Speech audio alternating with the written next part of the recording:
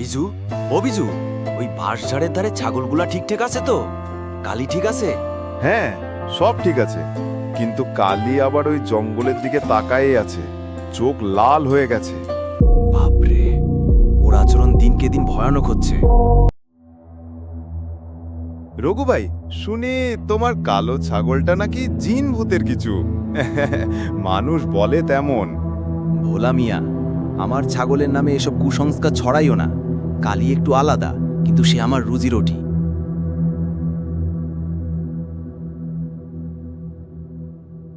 গতরাতে আমি ঘুম থেকে উঠে দেখি কালী দরজার সামনে দাঁড়িয়েছিল।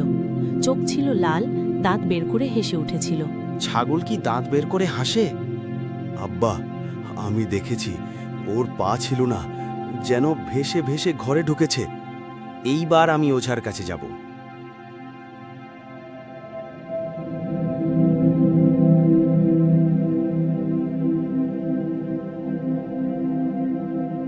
এই ছাগল সাধারণ না, ওর ভেতর এক মেয়ের আত্মা বাস করে। কি বলছেন? কালীকে তো আমি জঙ্গল থেকে এনেছি। সেই জঙ্গলেই ৩০ বছর আগে এক মেয়েকে পুড়িয়ে মারা হয়েছিল। সে এখন প্রতিশোধ নিতে ফিরেছে।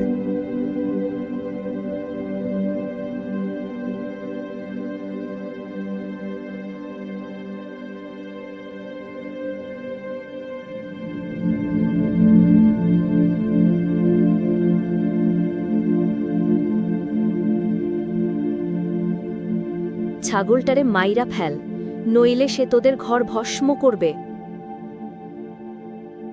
রঘু ভাই, এই মেয়ের আত্মা কাউকে ছেড়ে কথা কয় না। একে ছাড়লে আজ রাতেই কারো প্রাণ যাবে।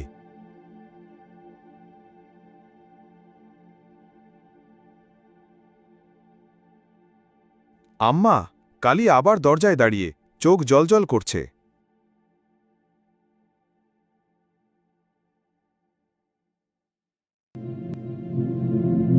কালি, তুই আমার ছাগল, এইসব ভণ্ডামি করিস না। তুইও পুরুষ, আমায় আগুনে পুড়িয়ে মেরেছিলি তোদের মতোই পুরুষেরা।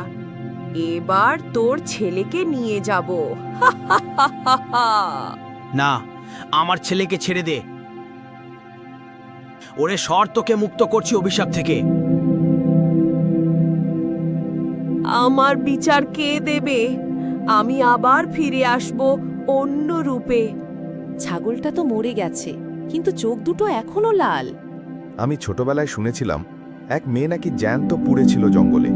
এখন বুঝি সত্যি ছিল গল্পটা। আমরা সবাই কোনো না কোনোভাবে দায়ী। ও আমার কালী ছিল, কিন্তু আত্মাটা ছিল বিচারহীন। আব্বা, কালি কি আবার ফিরবে? যদি অন্যায় থেমে না থাকে, সে ফিরবেই।